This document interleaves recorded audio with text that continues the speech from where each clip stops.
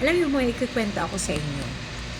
Noong mga taong 2003 or 4, yeah, 4, yun, merong isang ahensya ng gobyerno dito sa Ilocos.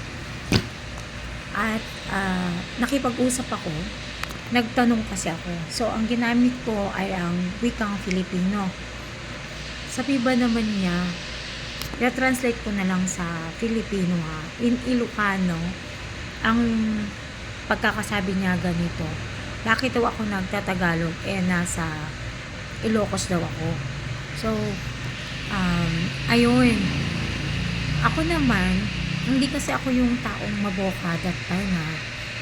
Ang nasa isip ko, bakit bawal bang mag Filipino at saka nasa naman tayo, nasa Pilipinas pa rin naman tayo.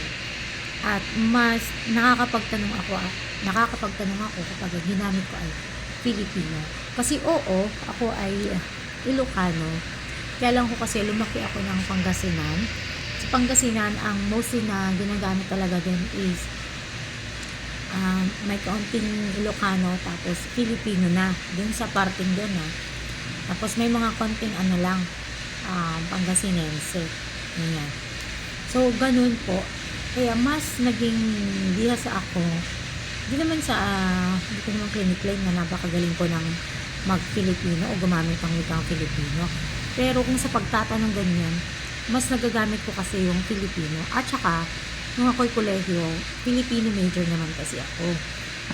Ang ayoko lang na sinasabi nila is para bang bakit ka ba nagtataga-Tagalog? Dito ka naman lang sa Ilocos, Ilocano region naman.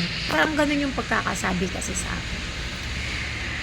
Ay, sinasabi ko na lang sa sarili ko so kung ganun rin lang pala, lahat ng poster nila, dapat nasa Ilocano na rin. Bakit nasa English? Bakit may mga Filipino? Kaya, nung ako'y nagturo, tinuro ko sa mga bata na huwag nila ikahiya yung pagsasalita ng wikang Filipino. At sinabi ko rin na huwag din nila ikahiya yung pagsasalita ng Ilocano.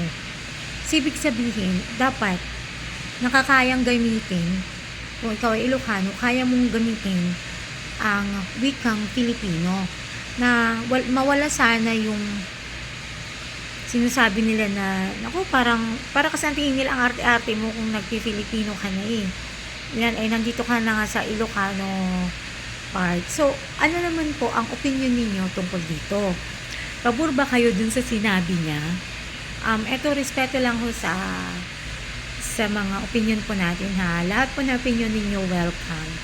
At sana nga lang hindi ito mag-cause ng bullying ha.